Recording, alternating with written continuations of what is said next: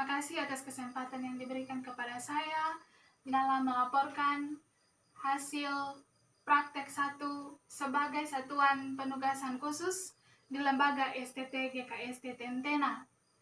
Laporan ini saya beri judul Mengalami Allah dalam Rutinitas Antara Rasa Syukur dan Kesepian.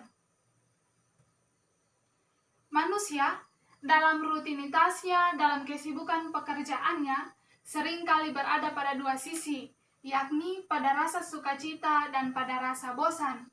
Manusia berada pada sisi sukacita, yakni ketika menerima berkat Tuhan, mengalami hal-hal yang membahagiakan. Namun, ketika berada pada sisi kesepian, pada sisi bosan, pada saat itulah juga manusia merasa jauh dari Allah karena kesepian itu. Disinilah manusia sering kali menimbulkan pertanyaan dalam pikiran mereka, di mana Allah dalam hidup saya? Mengapa saya merasa jauh dari Allah? Pada saat inilah manusia membutuhkan waktu untuk bersaat teduh, memikirkan kembali apa yang dialami sepanjang hari dalam rutinitas. Apakah dapat merasakan kasih Allah dalam rutinitas itu? Dalam kehidupan manusia dipengaruhi oleh dua roh, yakni roh baik yang mengarahkan pada rasa syukur atau sukacita, dan juga roh buruk yang mengarah pada rasa kesepian. Salah seorang tokoh bernama Ignatius Loyola mengungkapkan bahwa hidup saleh adalah jauh lebih berarti. Untuk itu, manusia dapat hidup saleh dengan melakukan latihan rohani yang dituangkan dalam buku harian. Dalam pelaksanaan praktik 1 sebagai mahasiswa yang menerima penugasan khusus, penulis melakukan latihan rohani bagaimana mengalami atau berkomunikasi dengan Allah melalui latihan rohani tersebut. Latihan rohani hanya dapat dilakukan dalam keheningan dan keteduhan. Dalam hal ini, manusia adalah manusia yang memilih, yakni dapat memilih pada jalan rasa syukur atau jalan kesepian yang berorientasi pada diri sendiri dan berorientasi pada orang lain. Dalam hal ini untuk memilih, manusia dipengaruhi oleh pikiran mereka sendiri. Ketika melaksanakan praktik 1, yang menjadi suatu sisi rasa syukur, salah satunya adalah hiburan. Bagi penulis dipercayakan untuk tugas yang baru merupakan sebuah hiburan. Tetapi di sisi lain, ketika dipercayakan dengan tugas yang baru, penulis merasa tidak percaya diri. Hal ini menimbulkan kesepian dalam menjalankan tugas. Lalu penulis berusaha untuk keluar dari kesepian itu dan berusaha kembali ke jalan rasa syukur dengan berani mengambil keputusan dan bertekad untuk kembali pada jalan rasa syukur. Dan untuk kembali ke jalan rasa syukur itu diperlukan rasa kesabaran untuk pelan-pelan kembali mengambil jalan rasa syukur. Rasa kesepian seringkali ditimbulkan karena kesibukan pekerjaan yang melelahkan. Tapi bagi penulis, kesepian juga merupakan sebuah ujian untuk bagaimana penulis mampu menguasai diri kembali ke jalan rasa syukur. Ketika mengalami rasa kesepian, seringkali penulis mengabaikan waktu bersaat teduh dan kurang melakukan kehendak Allah. Tetapi dalam kesepian inilah penulis menyadari bahwa hiburan atau rasa sukacita adalah karunia dari Tuhan.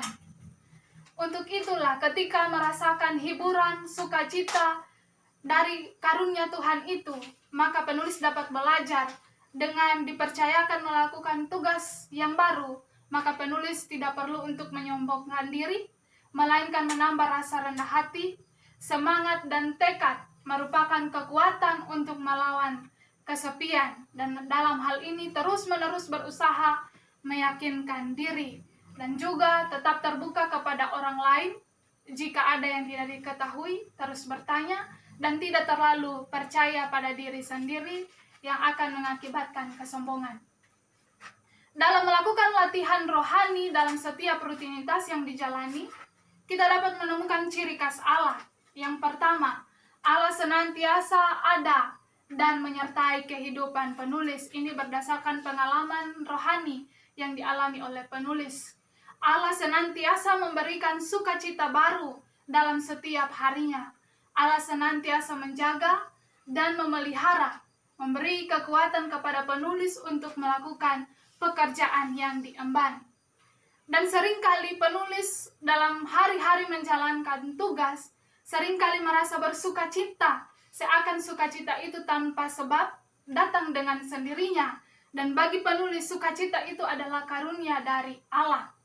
Dan dalam mengalami sukacita itu, maupun dalam kesepian, terdapat juga pengaruh malaikat baik dan malaikat buruk. Tergantung bagaimana penulis membedakan manakah yang menjadi pengaruh malaikat baik, mana yang menjadi pengaruh malaikat buruk. Untuk itulah, untuk dapat membedakan hal itu diperlukan evaluasi pemikiran dan perenungan yang mendalam.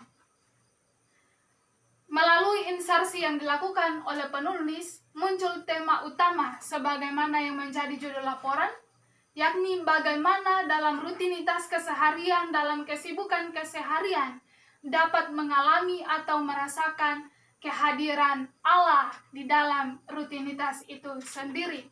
Seringkali kesibukan karena pekerjaan, karena tugas, membuat kita senantiasa tidak ada waktu untuk bersaat teduh bersama Tuhan, untuk merenungkan hal-hal yang dialami. Mengalami atau memahami Allah atau merasakan kehadiran Allah dalam rutinitas adalah pekerjaan yang tidak mudah, karena seringkali dalam pekerjaan timbul sikap sungut-sungut. Namun dalam hal ini, yang perlu kita pikirkan bahwa hidup saleh dan menjadi lebih baik adalah tujuan kehidupan kita sebagai umat Kristiani.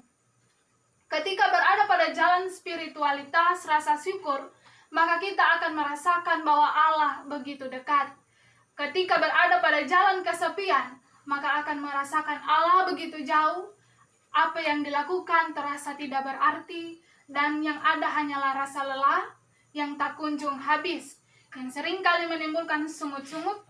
Tidak ada kesungguhan dalam pekerjaan, selalu merasa bosan untuk melakukan segala pekerjaan. Mengalami Allah dalam rutinitas sangatlah penting, terutama dalam melakukan perenungan. Dalam hal ini latihan rohani. Menyadari Allah selalu ada dalam setiap detik dalam kehidupan manusia, maka itu menjadi dorongan bagi setiap orang untuk melakukan segala sesuatunya dengan sukacita.